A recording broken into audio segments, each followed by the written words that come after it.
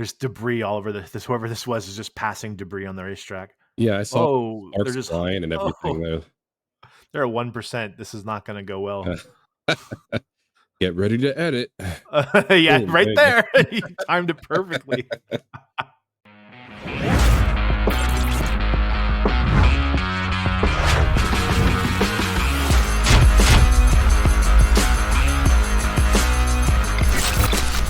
Welcome to Around the Corn, presented by the Knights Guild. Thank you for tuning in. Please like and subscribe because, as you know by now, Eddie and I live on likes and subscriptions.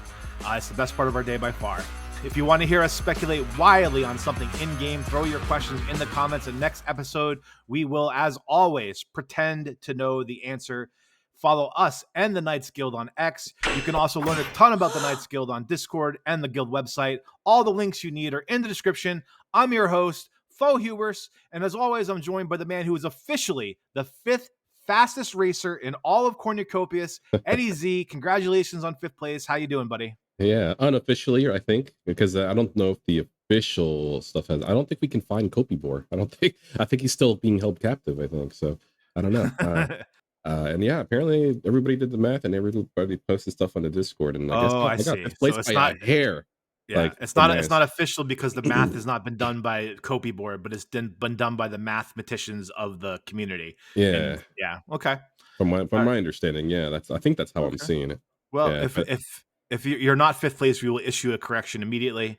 But Yeah. for now, I like the idea of my co-host being in the top 5 racers. That's got to feel pretty good. Even if you're not, even if you're 6th or 7th, you're probably top 10 for sure. So yeah, I think if I get 5th, I get a OG Bubble Jet, I believe, and also some Kopi. So, but if not, I just get some Kopi, which is, hey, I'm a winner either way, right? So hell yeah. That's the beauty of this game is that you compete, you win, you get rewards. You keep competing, you keep trying, right? So that's. Did you catch episode 105? Anything jump out at you besides some of the obvious things we'll be talking about in a little bit? Actually, yeah, I actually wrote it. They actually talked about a lot, and I mean, it seemed it was like it went a by banger. quick. Yeah, it felt like it went by quick. I was also working while I was watching it, but yeah, I mean, they talked about the game asset sales that they're coming up, which I thought one of the cool things was that they mentioned like everything, practically almost everything, is going to be usable once you mint it. Once you get it, you'll be able to go ahead and start using it at some point. So I'm wondering when the sale is, right? It's not like it was like with the nodes where like you mint the node and then 6 months later you can like you can stake the node. So like as soon as we get the jet, or you can sell it. As soon as you get the jetpack, you can sell it. You can put it on your back. You can shoot up rockets or mountains. So yeah, we're definitely going to be traveling over there. I'm going to point at it with my emoji here. We're going to be going up there at some point with the jetpack. What do you think causes that? And like, I know they use real life, geography, but like where is that in the world? That's got to exist somewhere where you just see like a giant pillar of a mountain. Yeah. I mean, I don't know. To be honest, I would assume someplace in Colorado, maybe. Yeah. I have no idea. It must be like a mountain that got eroded off and that's what's left of it, right? Yeah, probably like true. the bedrock of a mountain. Yeah, or something. Let's see. They also talked about fixed rarities for those mints and experimenting the cost of the mint. What did they say? Mints. They said fixed rarity. Maybe I missed that from fixed rarities is what Rob had mentioned. So this jetpack is like gonna be. It's not like there's gonna be like a common, an uncommon, a rare of each jetpack. It's gonna be this jetpack is this rare. This jetpack is this kind of rare, right? Yeah, that's how I took that as well. Yeah. And I'm really glad that they're cognizant because I've also they're cognizant of the fact that the possibility of not minting everything is a possibility. I mean, they might not mint, so we could close the mint and then reopen it later. But at some point, everything will be sold at some point. I'm just glad that if it were me, like the developing, I honestly would just keep the mint open forever until it ever mints, whether it's like a year or two like later. I don't care. Like to me, that's just like let it mint as it naturally over time. Because if they're like, oh, it's available for mint, sure, why not? And then bam. But maybe they want to control the mint and make it a little bit more exclusive. That way, when it does open, it's like, oh man, it's open. Got to rush in there. I think psychologically, I bet you that's a better, like from a marketing standpoint. It's like okay, there's only 1,000 left of this jetpack. We're reopening the mint. Get it now or lose it forever, right? Like true that. So maybe it does give that. It plays on that psychology of it all too. So I wonder when you keep a mint open forever, like some places do, like how how often between like the beginning and the end of the mint. Like, all right, my theory on the nodes were like I'm sure we sold nodes throughout the node mint, but the two times that you sold the most nodes, my guess is at the very beginning and the very end of the mint, anyways, right? So I bet you Especially when that's you make the not the announcement. case. Yeah, Yeah, especially when you make that announcement, right? Of, hey, it's closing, hurry up, and then bam, bam, you get the last bit of people that are like rushing to get like transfer their ADA over, right, or their funds to ADA, or whatever chain you're trying to get to. They yeah, also in Copy, they also talked about. I like the fact that Josh mentioned the game access pass because there was a problem with marketing in terms of getting influencers, or not just influencers, but just people that they wanted to start marketing. I would assume they're called KOLs, right? In yeah. terms of like Key. getting Well, we got correct. We got the right definition of that in the last episode, but the terminology I finally learned is the key opinion leaders. It's like a yeah, really nice way to saying, yeah. Yeah, I like freelance that, and I salespeople. I appreciate that. I forget who actually commented Yeah, that I think it in was our Koi. in Koi. a Yeah, yeah, and so it's the fact that they're doing like it's a game access pass for the mainstream gamers. It's gonna be low cost, easier for the people to enter the game, because that was the one thing is like the onboarding thing, right? You have to also think if someone's not into the gaming, into the crypto world, they're practically having to create a wallet, do the whole thing with the 12 with the seed phrase. Hey, make yeah, sure you don't lose it. Now go ahead and go to this store, buy this asset, or we'll send you one real quick. It just takes like 10 minutes or 5 minutes to get to your wallet.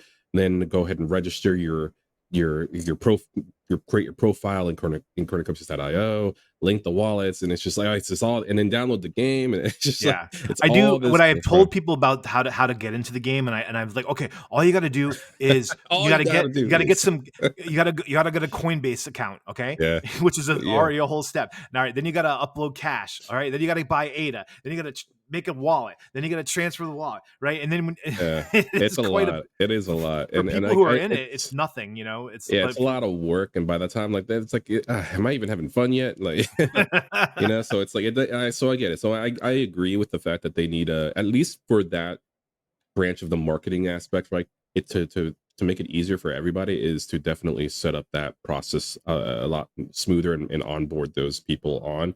That's fine from a marketing standpoint. I think that's a good idea. So hats off to that. They also brought up Compass Navigator, which little icons. I thought that was kind of cool. We're not ready for them. The mini maps weren't ready yet. Yeah, my Um, girlfriend said that when she was running around, and Lost. I Yeah. realized this, like people who are playing for the first time, may not even really know how to get to the racing. It's so obvious to us because we saw we were watching the Kopi cafes and then we saw them do it, But Hmm. for a person who's just showing up, they're like, okay, wait, the okay, I go to the pavilion. You don't even know that the kiosks are where you go. You just kind of have to. So like it that is a much needed thing for as you start onboarding new Yeah. people who haven't been here the whole time for sure. Yeah, and I can't wait for the mini map. That's what I've been. I Mhm. mean, I know I love watching, because I also, one thing I hope it's not too. I hope you can make the mini map adjustable in terms of size based on what you Mhm. want. So I really do hope that they do that. So so my Or even suggestion just like a for the team. button to make it appear when you need it, and then Yes, do yes, sound or something. Yeah, that's a good one as well, and or maybe change the opacity. So I think some games actually allow you to even be able to position those certain things, around the entire screen, just because they have that ability to. Yeah, and so they also talk of where they going in talking about the mints. I did appreciate when Josh actually started talking about, taking on the responsibility, that they have a responsibility to their mhm, own community on how they onboard, and also educating the community, yeah, because it's a big responsibility. There aren't that many people out there in this space, and I really do appreciate the team that they're here, and they're trying to kind of yeah. educate everybody slowly. At some point, and it's true, it's going to be seamless. You won't even need to really worry about that. But in the early stages, like where we're at right now at this time, we would definitely need the education, and an ease of process for the onboarding to happen. When Josh said that, oh wow, I just jumped off a cliff by accident.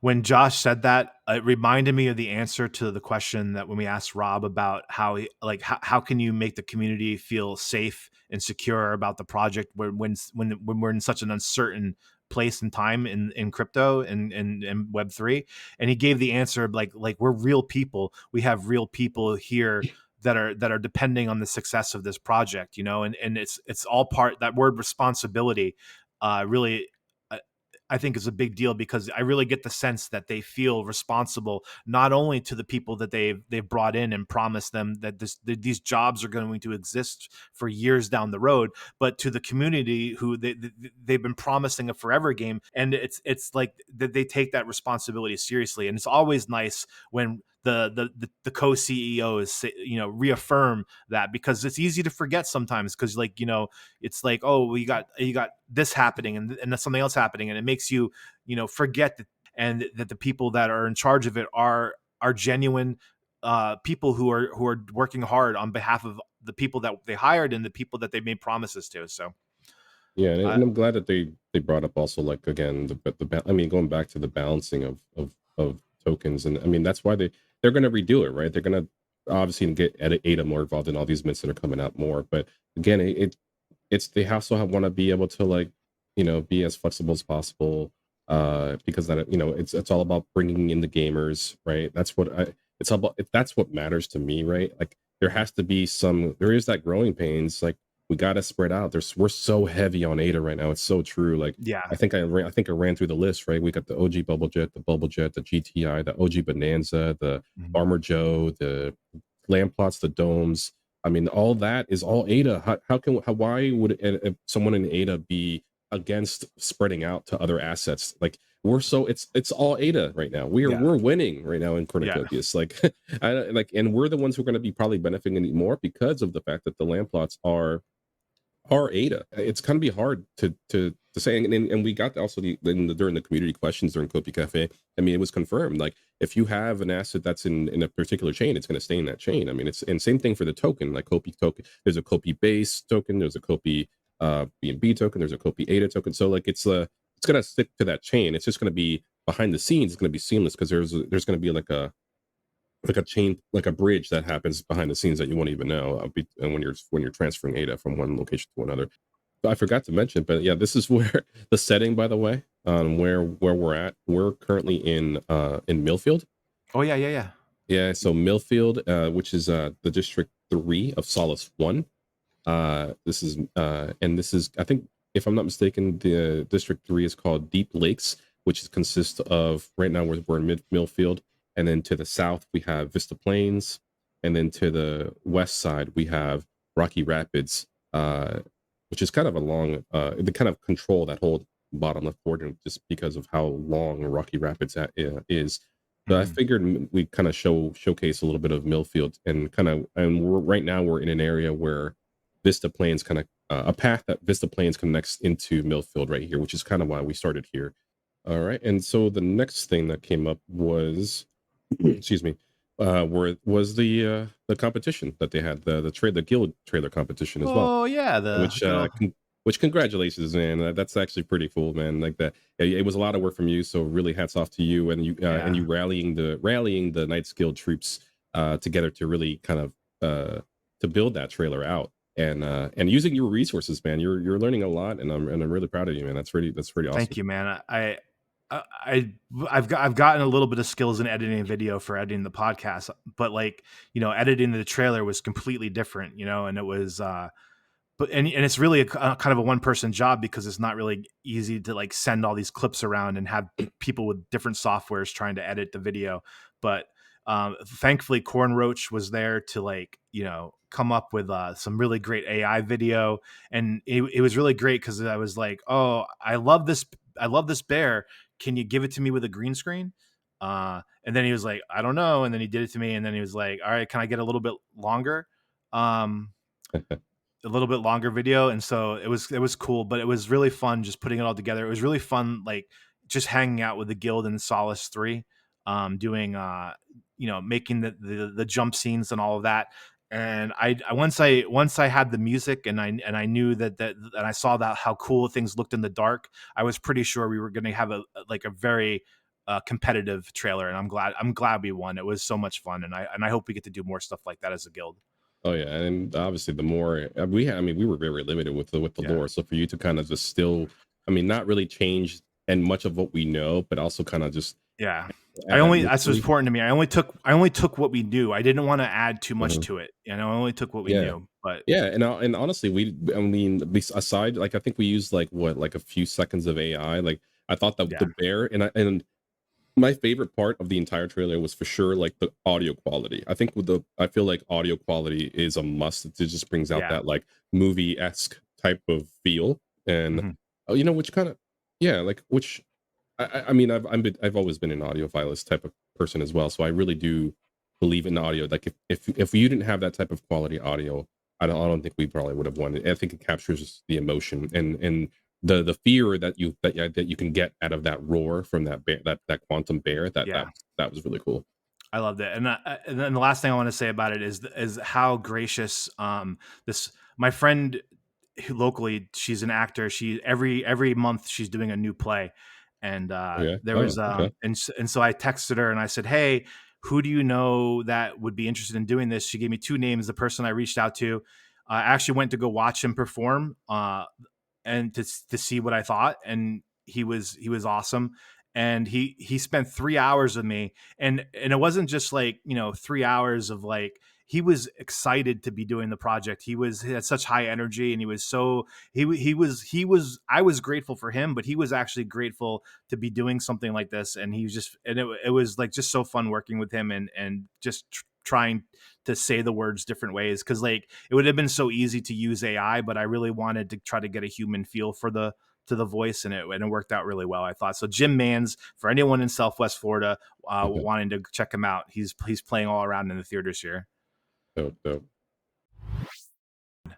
All right, Eddie, I got some footage from Kopi Cafe because I know that there's going to be a lot of people that want to be really good at the purple track, and I have a feeling that the next race competition is going to have a lot to do with the purple track. I would be my guess after the next build. So I figured we can at least watch one of the races from Kopi Cafe, and we can talk to the fifth fastest racer in all of Cornucopias history and see and kind of pick your brain a little bit about these turns. All right, man. Yeah, So man. Well, I mean, I'm excited for this. This is really yeah, cool. yeah. So here we go. I'm gonna start us off. It did seem like we don't have nameplates on, so we don't always know who's racing. It seemed like it bounced around a little bit from person to person, I mean, but they had to, right? They were yeah. crashing everywhere. So whoever edited the video was probably like switching every 2 minutes, every 20 seconds from someone who wasn't crashing. And it must have been hard when all of them were dead. Like, yeah, they just cut a little bit out of the middle part of the race. But you know, it does show that we know the team isn't spending all their time playing the game, right? They're yeah, working on building the game, because if they were much better at racing, then we would be like, wait a yeah, minute, are you really building the game, or are you playing the game? So yeah, all yeah. I would have right, been very worried had Rob had won. I'm not gonna lie. you know, all right, man. Here we go. So it looks like they switched right away. Um, yeah, whoever this is, they're all over the place. They're taking this too fast. Oh, they got it through. I didn't think they would. And we start here. Whoever this is. Hmm. These turns look pretty simple. Like you don't need to brake or slow down or strafe or drift for any of them. Yeah, that turn is not as wide as it looks. That's actually a pretty deceiving turn. I This like one how looks interesting. This I is like like a the roll. windingness Yeah, of the track. It just looks yeah. really cool aesthetically because you also get to see the landscape of where you're at. I think they're playing a trick with the brain here. Some of these turns look like they're more severe than they are, and you notice that the people keep hitting the inside more Hmm. than the outside, right? And here we Oh, are with the famous cloud part. This one is, I mean, this is yeah, epic right here. I thought that was very cool. And there's a turn right there that like you can almost just crash into the wall. So that reminds me of that turn by the red track just before the Mhm. tunnel. That's what that turn Yeah. reminds me of. Oh, But that it's that one going right there. towards the right. That one's the one that I was saying comes out of nowhere. Yeah. Yeah, yeah, exactly. You Because only, it's after the yeah. cloud. Yeah. You have to anticipate that one. That's Yeah, a tough turn right there. That one that we just saw them. Here it comes. That one looks like a must strafe, a must drift turn. look at the waterfalls, and obviously Yeah. the animation's going to get a lot better once they get that going. But that's going to be really cool. I think when the track goes more horizontal on a turn, it's easier for you to take that turn. So Hmm. let's keep that in mind when we're watching this. Oh, look out! Oh, they almost hit somebody. There's debris all over this. Whoever this was is just passing debris on the racetrack. Yeah, I saw Oh, they're sparks just flying and everything. oh, they're at 1%. This is not going to go well. Get ready to edit. Yeah, Boom, right there you there. You timed it perfectly. Oh no. All right, here we go. So, yeah, some of these turns are really simple, I think. Yeah.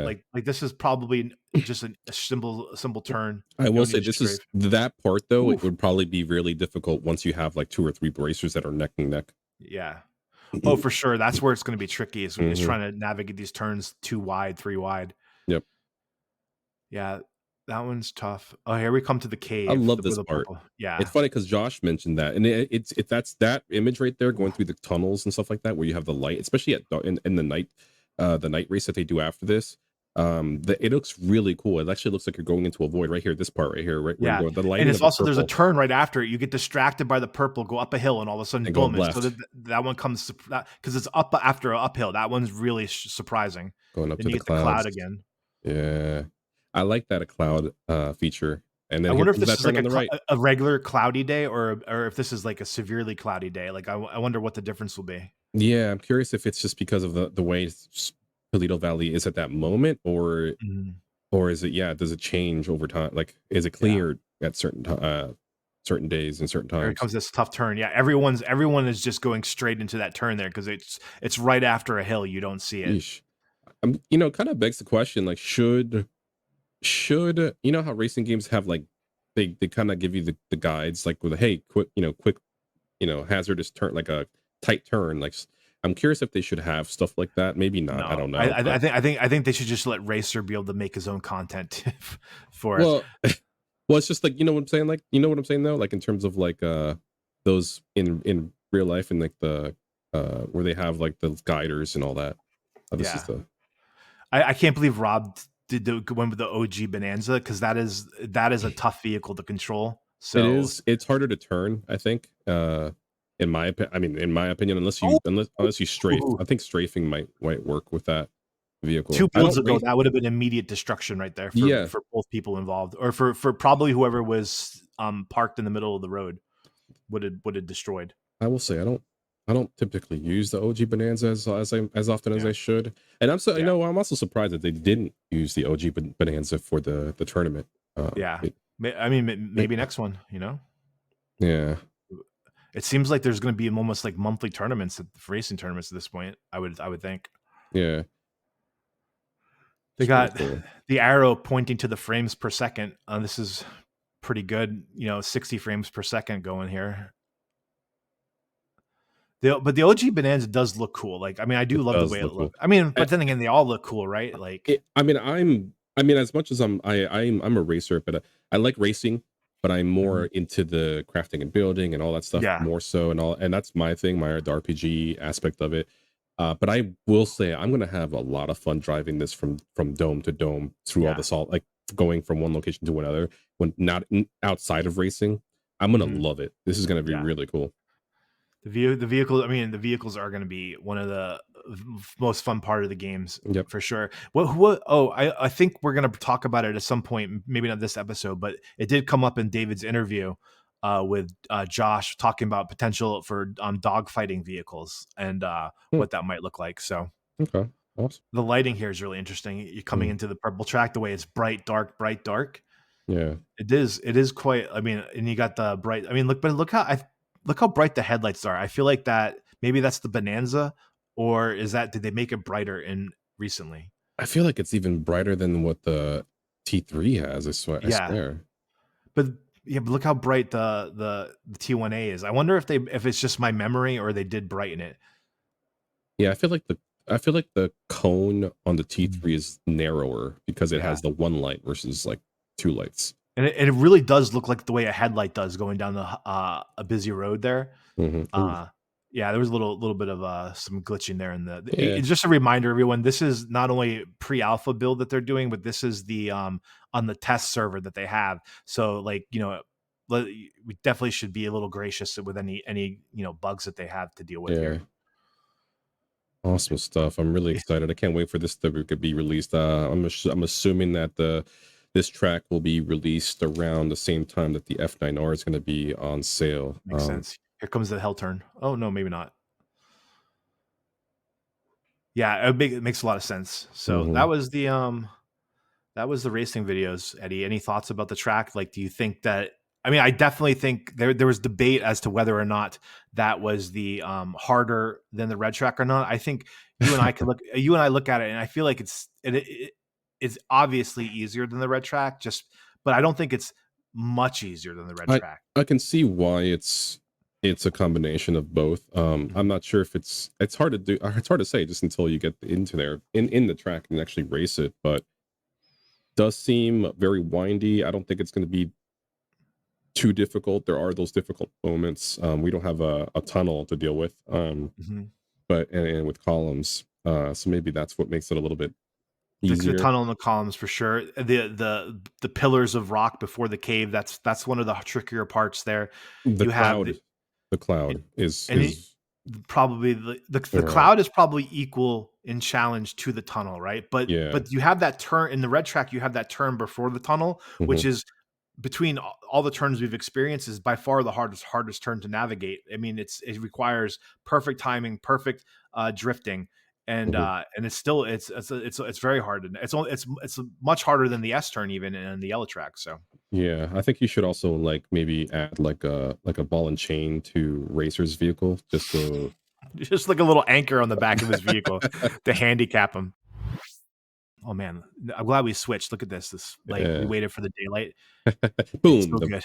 I Hell know. yeah. Thanks for the I dev wonder tools, guys. I wish we could record it this time. Like if we could just give us some dev tools, our own server. That way we can record the podcast at the golden hour every day, no matter what. God, it It's looks really good. so nice. I mean, I'm not scanning right now, but look at the sun. Come over here behind these bushes Oh when you see the yeah, rays coming through. the rays of Yeah, sunshine that comes right through that environmental look of it.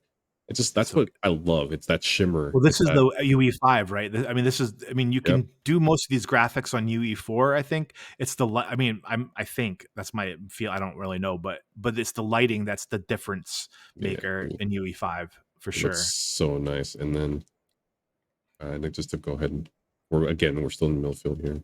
It looks amazing. And then as you're scanning, you can kind of see this is the main path, the kind of that same path that we were on, going up, There's lots heading of line towards plots here. yeah, heading towards the main town. I mean, we're in town, but there's obviously a central location, and we're practically there. I mean, it's kind of spread out. But Mhm. one thing I will say about this location is that it's because it's close to Coruscant, you kind of get that similar feel of landscape as Coruscant in terms of the vegetation, the trees that kind of were spread out as we kind of go over this little as kind of we go over this little hill here. You can kind of see towards the metro station, which is right in front of us. You can kind of see how the trees are all spread out. Kind of really openness look as well, just like Quarry side. It just I sits on the opposite side. It doesn't have obviously it has some of the good scenery on the south side.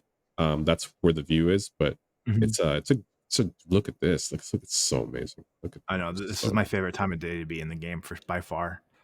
It is great here. In our last episode, we talked about the Scrapyard as probably like a brand name, like a corporation, Yeah, and this is why everybody needs to watch our shows because sometimes you get a little bit of a leak in the comments from people that know things, and we were told that not only that um, the Scrapyard is not a brand a name, brand. but Yeah, that it was going to be revealed what it is in Kopi Cafe 105. So it was revealed. Did you see that, Eddie? What it was in Kopi yeah. Cafe? It was the it's basically what that's a scrapyard or junker jetpack, right? Well, but it comes from it's like it's built by the Terra down on Correct, Earth's right. surface, right? It's So like Earth material that's been kind of put together with the materials from Earth, from the surface of Earth. Uh, this is my feeling on that though. I don't think the 12 architects are gonna love the idea of Terra Tech being in Cornucopias. So is it contraband? Because I think it might be like contraband type stuff here. yeah, no, yeah, that's a good way to think about that. You're right because I mean, and it's gonna be. I'm curious how in terms of functionality, right? Like, will it have like that rusty feel as you're flying around? Can you Does it not? smell the old metal? Yeah, does it make like a like sound where it's just like it's just barely kicking on, but it works. Because like But also maybe it has like special tech that is being denied. I mean, it's like say Cornucopias is this beautiful place. I do feel like there's a lot of rules to Cornucopias, right? So like, maybe there's like a level of freedom that people on the surface have there. They can build a little bit, a little bit more risky product where it might have like a little bit more speed to it, a little bit more burst or something. Right. So, And I mean, because there's going to be the polished version of that. It's going to be, you're not going to have that throttle that I was just mentioning. It's going to be nice and seamless. I'm curious if there's like a difference in terms of fuel consumption between each one. yeah, I can't imagine the rusty one has got great miles per gallon. Exactly. So I'm curious how that's going to play out, and also the rarities. I'm also very curious about how the rarities are going to play out. I really do like the fact that they're going to be lit. There's going to be a fixed amount of these things as well. And at the same time, you can also probably create them down on Earth. Oh, look at this view! This is I know, this is so amazing. good. I want to come where you are. Where are you? Are you looking over? I was running that way, and I came back to look at this mountain. Yeah, there's a section that's kind of drifts, has like its own little, it's like its own little section of the town that has its own set of land plots here. This is amazing. This is great. I love this view. Actually, this is Millfield on the east side of Millfield, on the outer side of the town.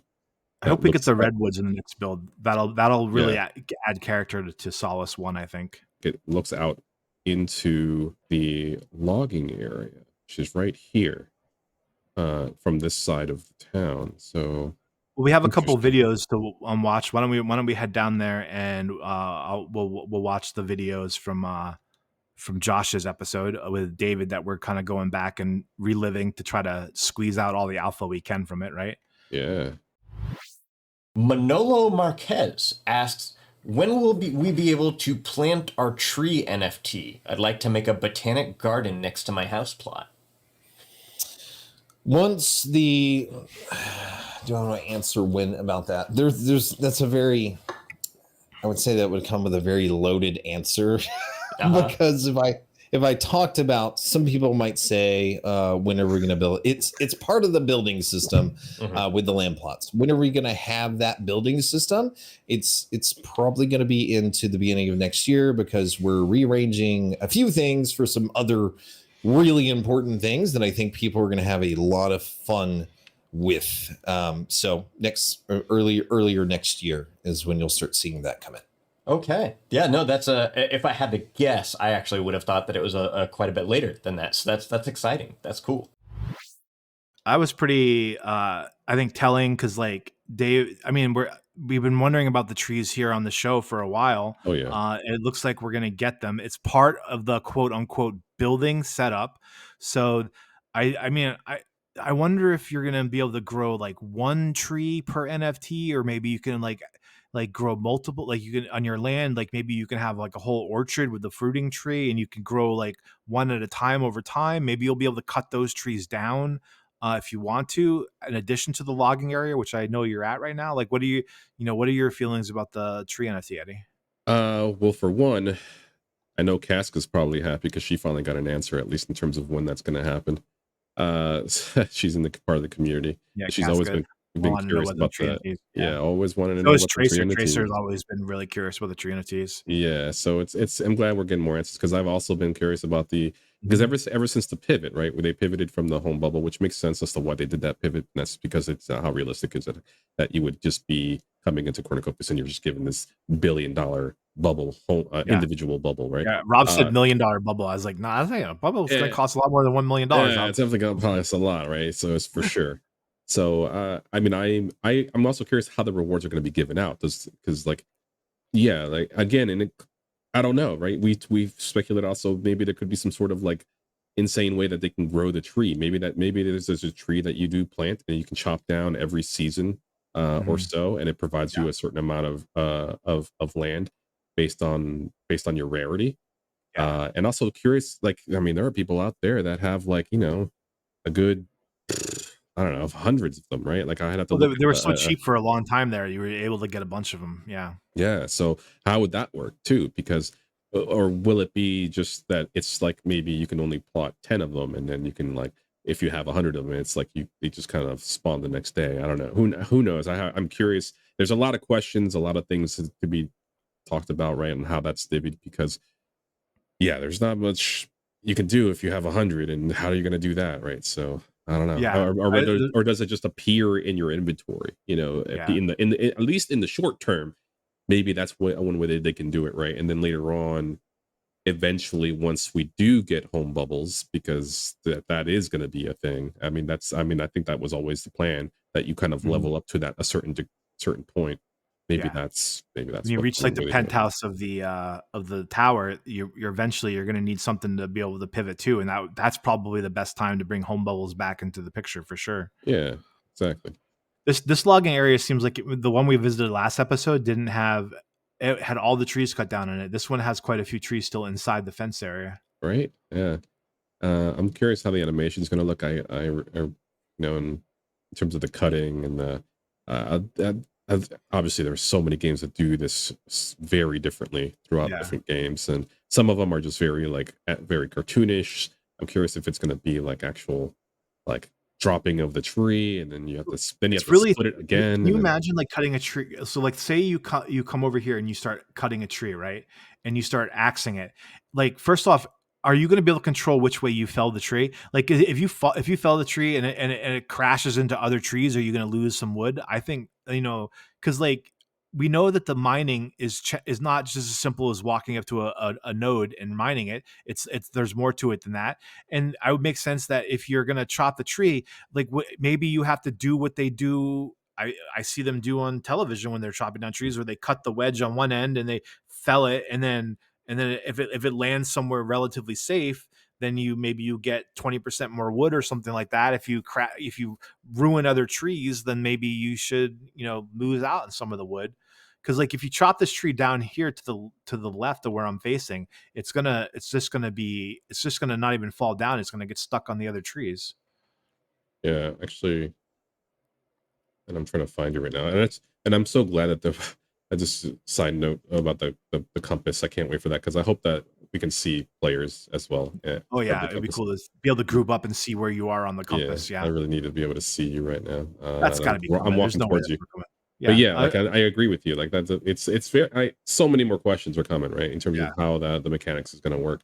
And also at the same time, can we?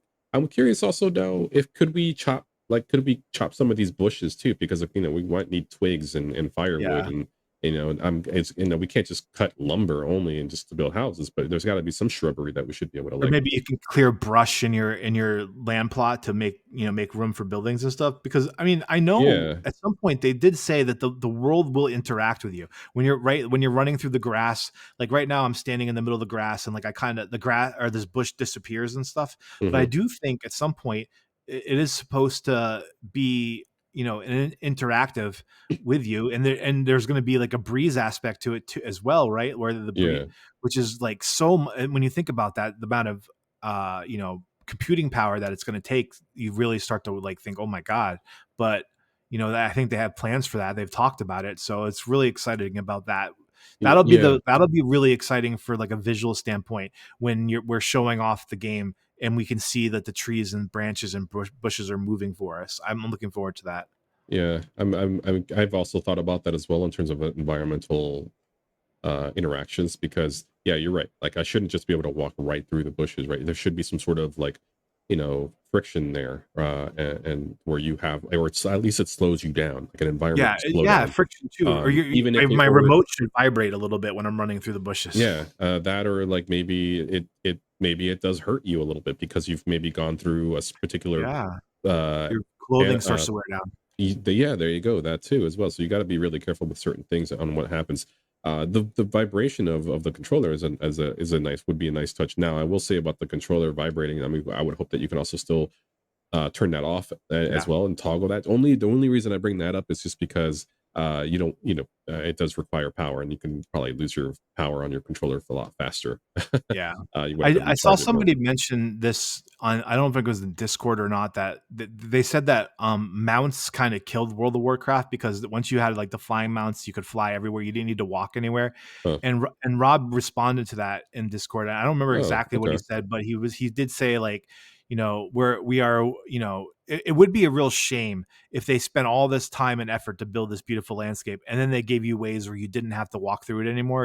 Or you could just, fly. I think part of the game is going to be that, you know, maybe fast travel somewhere costs you a lot more, right? Like you can walk there. It might take you 20 minutes, but you're only going to have to eat like a couple of burritos versus flying there. And maybe you have to eat like, or you need to put your, you know, or fuel your mount or something, you know, so it'd be much more expensive. I actually think that's going to be really smart because it's going to force people to choose to move around slowly and cheaply or quickly and expensively. Yeah, I also think that there should be, you know, weight should be considered and how much your cargo is, right? Oh, In terms definitely. of how much energy you're using for that mount. Yeah. And I don't know if it's going to be a mechanical horse or, you know, like a bionic horse, or, you know, or if it's just going to be a That was floating, a alluded. hovercraft. I don't, who knows, or like a drone or something. But Mhm. I do think that should also be a factor. I think there should be limitations based on fuel, weight, uh, you know, you know, what's the terrain as well should limit you as well. Like if you're having to carry something from one location to another.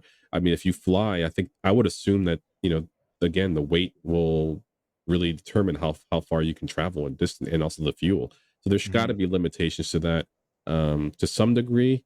I don't want to undervalue the jetpacks also, but I feel like the jetpack should be really used just to kind of get you to certain locations that you Yeah. really normally wouldn't be able to get to.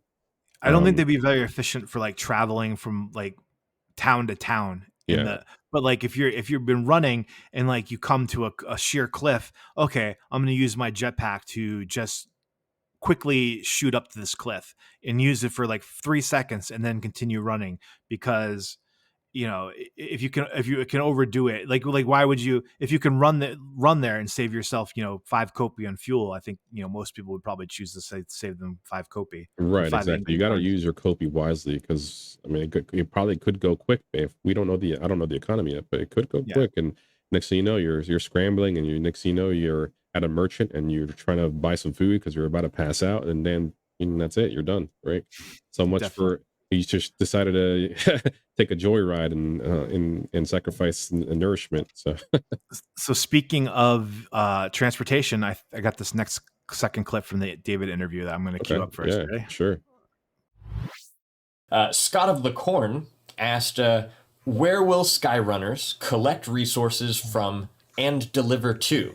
You know, will the Atmos Skyrunner be something that you can drive up to your land plot? I think is a Okay, so Yeah. a lot of a lot of questions about Skyrunner there. So, Yep. Atmos, another in-game brand. So we haven't seen any vehicles of that so far, but they specialize in more utility and commercial vehicles.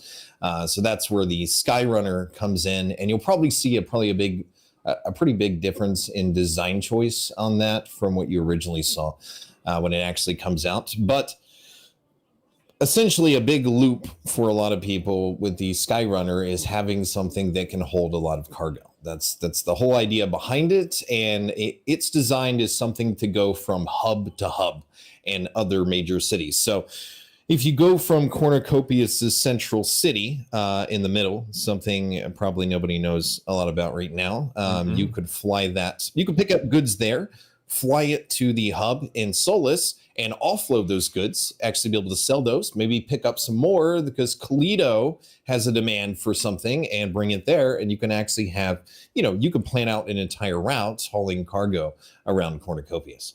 So that's its use case. Now, can you drive a Skyrunner onto your land plot? No, you can't do that. So, and Okay. that's for a lot of reasons.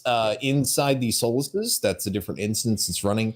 There'll be a lot of things going on if people are, I don't know, running from grizzly bears, Yeah. dealing with that open up and building on their land plots. You don't want to be having a peaceful day. If you look over there, look behind you, look at that canyon scene that you have behind you on the wall there. Mhm. What if you were just enjoying your time there and somebody in a Skyrunner just dive bombs you and Right. just squishes you? Yeah. So it would it's just, we're keeping these as sort of a haven from the vehicles themselves. Don't worry, outside of the sectors themselves, there is 1,000 by 1,000 kilometer area to free fly in. So you will have plenty of things to do with the vehicles outside of the domes. I know a lot of people in the community, and funnily enough, Scott of the Knights Guild is often brought up. I think he's really focused on the transportation vehicles. It's funny he asked the question because it's something he's been talking about for a Mhm. while now, and how they're going to work, and what as a guild we should do to make sure we get the right amount to service all our land and all that. And so, what did you think about that, Eddie? I have a couple of pictures here of the Atmos Skyrunner, the old one and the new one. If you want to talk about whatever you want to talk about from that clip there. Well, it's hard to tell if it's old versus new to me, Right, it's just an older because one. Yeah, it feels more like you can take the back cargo off and swap it out based on yeah, the substance that you're holding. I mean, the red one does seem like it seems to be more so like a liquid or gas that you're kind of yeah. transporting. I don't know. I Like, could be we don't wrong. know if that's the design Or change or if that's like just different cargo. Like yeah, maybe one is fuel, the other one is right. for For lumber or lumber something. or actual cargo of some Yeah. sorts, like that we it's hard to tell, but it looks amazing. It looks clean. Interesting that it's. I mean, it makes sense that you can't drive it up to your land plot. I mean, Well, that's I'm not they're bigger than, like the vehicle you're standing up next to, it's like it towers over you. So, it's hard to even imagine it fitting. It seems like you're going to have to get your resources from your land plot to maybe a cargo bay or a loading bay somewhere beneath the dome, or that big garage that they have or something. And you're going to be able to, I would think, maybe automate your transportation vehicles, or do you think people are going to have to actually physically drive them from location to location? If you have a fleet of them, do you need to get a bunch of people past like your Uber driver for the for your stuff, yeah. Or yeah, this is so true because it would take so much, especially if you're a whale in the space and you have so much to to lug around. I or mean, to maybe that's where all the NBCs come in. right, and I was going to that, yeah. So Oh, I'm I'm sorry. curious if no, yeah, no. I mean, that's basically what I was thinking as well. You kind of had the same thought as to maybe that could be a thing that could happen. I'm curious if Yeah, NPCs will be their own NFT yeah, at some point too. Like yeah. the fact that AI. The words they use is AI generated NPC NFTs, which is a lot, but whew, that's yeah, no, right? Woo, uh, a lot of uh, letters. managed by what is it, large language models or some LLMs. Managed by large language models. You right. So it's like, oh man, that's a mouthful. You gotta give that a name. Yeah, Uh, it's just one word name. yeah, exactly. But it's very interesting. Actually, I'm kind of curious what this lamp plot is here. I'm gonna go ahead and ID it. It's all solo out here. There you go. It's a small I lamp think plot. I think for me, my personal feeling is I'm probably gonna buy the mint that I'm gonna definitely fully participate in, meaning like I'm gonna max out all my opportunities to buy is the Atmos transportation vehicle, right? Like I don't know if I need 6 or 10 of them. I'm gonna mint as many as I'm capable of minting. I I and I I think these would sell out. I think Yeah. because this is gonna be. I mean, just like hell. Why do you think Amazon is such a high stock valued stock market, right? Like a Yeah. stock because Yeah, they have all the trucks. people need to yeah, that's probably the most expensive part Yeah. of any business is transportation, Yeah. transporting goods Managing that from one supply location chain. to another. Yeah, that and shipping, right? Like the actual it's actually a ship cargo bringing everything over from another continent over through the water over to here, and then it gets put onto trains slash Mhm. trucks.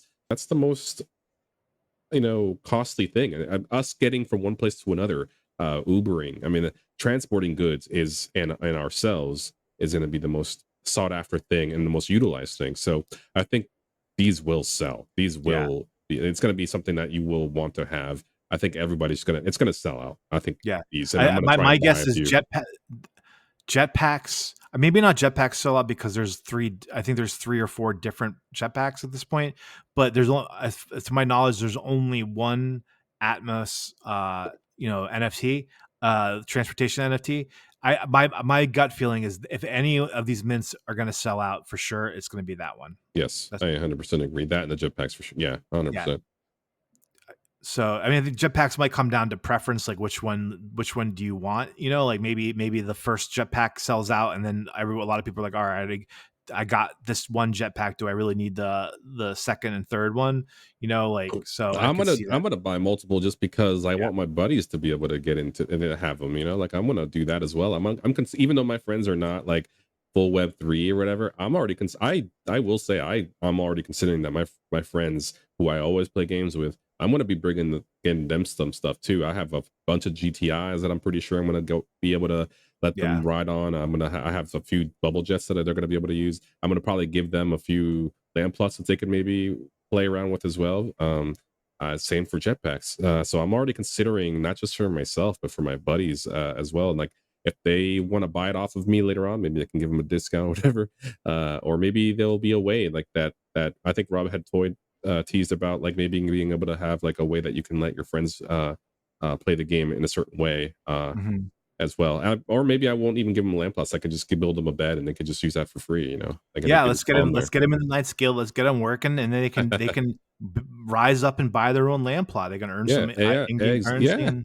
That's so true. Yeah, they can buy it eventually if they want. So I just basically was just trying to map out these trails, because one of my ideas that I'm going to try and have is to try and see if I can generate a map that has different trails of access points for different towns. So I'm going to see if I can do that. I think that would be super helpful if you could do that. Because I don't think anyone's, because I know you got the train on the map, but these trails where they go and where you know, if you can get those on the map, people would be really appreciative of that. Yeah, that's the one thing. It's very hard to decipher what's a cliff, and you know, where can you access. I run into so many dead ends. Yeah, I've been trying to find you for like 8 minutes here. I'm just like trying to walk along this ridge here. Yeah, I see that you went off to the west side over there. I'm heading back towards the Millfield area, the main center. Yeah, I mean, I'm like a squirrel when I see like a pretty area. I just start running. Yeah, I'm likewise. It's just so nice to traverse around here. Eddie, you got any final thoughts for the episode, buddy? Yeah, just let's see. We got quantum raids that are coming up pretty soon. Just be on the lookout for that. I know they had mentioned that in the announcements as well, so definitely participate there. And also, you're going to learn a lot of alpha from David and Josh, I'm pretty sure. Also, congratulations again, one more time, to the Knights Guild and everybody that participated, in the creation of that trailer. So hats off to us. We got to find out a way to be able to see all of them. I want to make it like where they're going to Empire's Guild and Mafia Guild. You know, I didn't get to see Empire's trailer. So Empire, if you can shoot me that'd be great. Or us a link or something. Yeah, because I'm kind of upset that I didn't get to watch it. I really enjoyed it. It was and also just make sure you stake your base and on other chains like ETH and BNB or was it base, ETH, and BNB as well, not just on ADA, just because it's for Copy rewards. The rewards do go down over time, but it's definitely worth doing that. So make sure you do the stake. Rewards right now. And the last thing is just make sure to. I'm always going to encourage people to, if the mints come out, I will try and do my best as well, because I'm an ADA minter, right? But if I have the opportunity to mint on other chains, please try and expose yourself to other things. It's definitely try to mint on other chains as well when they come out. I'm ready for base and ETH and Cardano. I gotta get some onto BNB. That's always tricky for me because I usually went through Binance, but I don't think I can deposit on Binance anymore. Yeah, I think in the US they've pretty much stopped that, which is I've done the same. I'm pretty much on Coinbase. Eddie and I thank the Knights Guild for letting us be a part of their amazing community. Make sure you follow them and us on X. Use the links in the description to join the Discord and find their website. It's great stuff there, great information. Thank you to Rob, Josh, and David, and all the people on the team working hard behind the scenes to get the game ready for the next build. We're excited about it. We're really appreciate the work that you're doing, the hours you're putting in, because we're loving this game, and I hope you find some appreciation in that so many people are enjoying the fruits of all your work. It's been really great. Finally, please subscribe to Around the Corn's YouTube channel so you don't miss next week's episode. Until then, we will see you around the corn.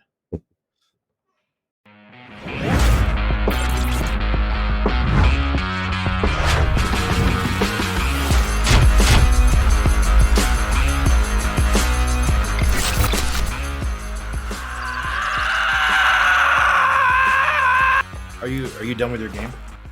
Okay. Baby, what's the AC set on? I feel sick all of a sudden. What's the AC set on? Why do I feel not? I just all of a sudden feel like If you're pregnant. Eddie thinks I'm pregnant.